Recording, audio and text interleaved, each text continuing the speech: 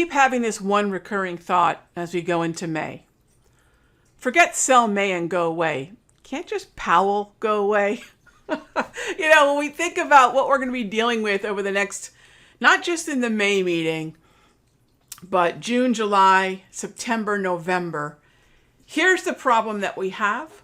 And right now, frankly, there's two things I'm not necessarily concerned about in a bigger picture, longer time horizon. And that is, yes, we're going to see the obligatory volatility and fear around the debt ceiling. And that might be a big part of why today's candle was a down candle, while the Fed target rate probabilities have been the most dovish they have looked in quite some time.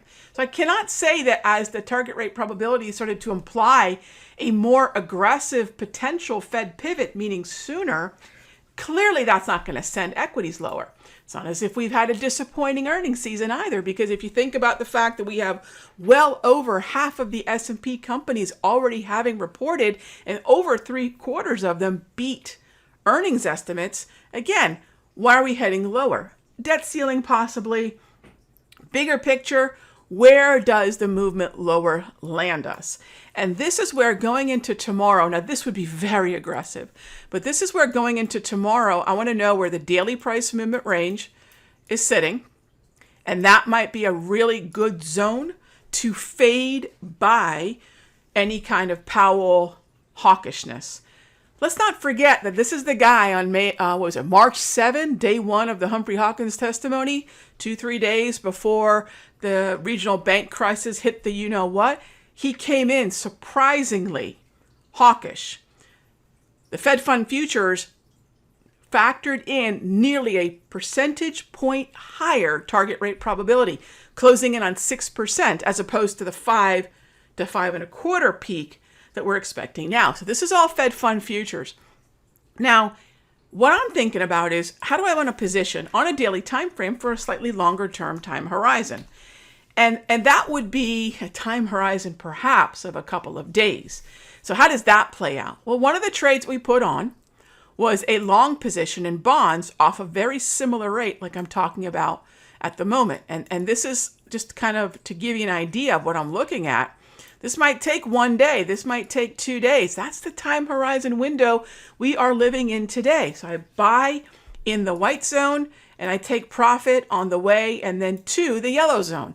So if you think about what bond yields did moving lower, that should be bullish to equities. And if I can get into this white zone, I'll take profit on the way to, usually about the 50% mark, and on the way into the yellow zone. And that's the way I'd like to play it. Maybe 1 to 3 day time horizon in terms of how long the follow through is going to be. And yes, even on a daily time frame. Right now, staying nimble, looking at a shorter term time horizon's been a better way to take advantage of the types of choppy movement, these surges and then sell-offs that we have been seeing. All right, so that's the bond market. That's the S&P. Where else would I be optimistic on any kind of weakness with Powell? Again, if he channels his March, I believe it was the 7th, hawkish self, and we see a little bit more weakness. NASDAQ futures, tech is still a very strong corner of the overall equities. In fact, I would still consider it the strongest of the 3 major indices, NASDAQ, S&P, Dow, strength in that order.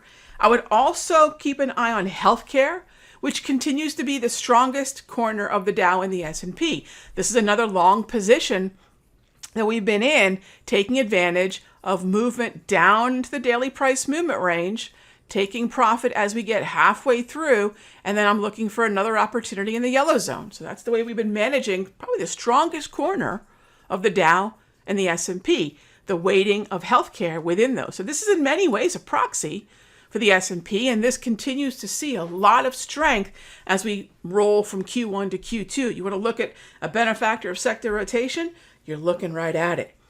And then I'd also like to keep an eye on XLK. Now, XLK gets a little tricky because Apple reports on the 4th, so the day after the Federal Reserve. I would like to focus on XLK to the long side, but that would also mean that Microsoft, which has already reported quite strong, and Apple tag team to continue to move higher. And that means that if Apple disappoints, and we'll talk more about this in Charts and Coffee, but if Apple disappoints, looking down in this area, maybe to one of the standard deviations of the daily price movement range might be the way to go. We could clearly exceed that, but I would love to be a buyer in this area if we can take advantage of movement like that. All right, so we'll wait to see how Apple behaves, what that does to the NAS, what that does to XLK. The last thing I want to look at with you all is ZT. Not that I'm going to be an avid 2-year note trader, but ZT today bounced much like the way ZB. So ZT is the 2-year, ZB is the long bond. It bounced. And if we're going to see the 2-year confirm a more dovish expectation from the Federal Reserve, we should see yields down, which is to say the price action on ZT should move higher. This will be a great move if we can continue to bounce off the daily price movement ranges and continue to move higher on these daily price movement ranges, because that's going to help us more confidently confirm that while we may get some tempered dovish or some tempered hawkish remarks from Jerome Powell tomorrow, we are still looking down the road at rate cuts. Now, by the way, tomorrow morning at 9 a.m. at the Simpler Trading YouTube channel, at the Simpler Trading Facebook, I will be going live with Charts and Coffee. We'll take a look at the dollar, the S&P, bonds, and the target rate probabilities the morning of our Federal Reserve afternoon. So if you want to check that out, join me there. Charts and Coffee, Monday through Friday, 9 to 9:20. If you want a little bit more of some of these bigger picture breakdowns, why XLV, why I am so optimistic about movement in this current environment to the upside, why I'm not afraid of a recession. Check out This Week in the Market. And we did a whole session on what it is I do in This Week in the Market. So if you want to check it out, we just rebooted it. I think we're 6 issues in. So you can check that out at the Simpler Trading website under premium newsletters. Okay, so yeah, we're in our 6th issue. All right, data driven, focusing on the setups with these bigger picture discussions. And I actually get into the Halloween effect and how that actually could complement whatever it is Powell's going to say tomorrow, as well as what's really behind sell in May and go away. What does it mean? And by the way, it's sell in May and go away until St. Ledger's Day. What the heck does all that mean? Those are discussions that we have in This Week in the Market, as well as sector rotation discussions, watch lists, and levels in key markets. Okay, gang, have a great one. As always, if you have any questions, feel free to leave them down in the comments below. And hey, what's your expectation for Powell tomorrow? I've shown you mine, and I've shown you why.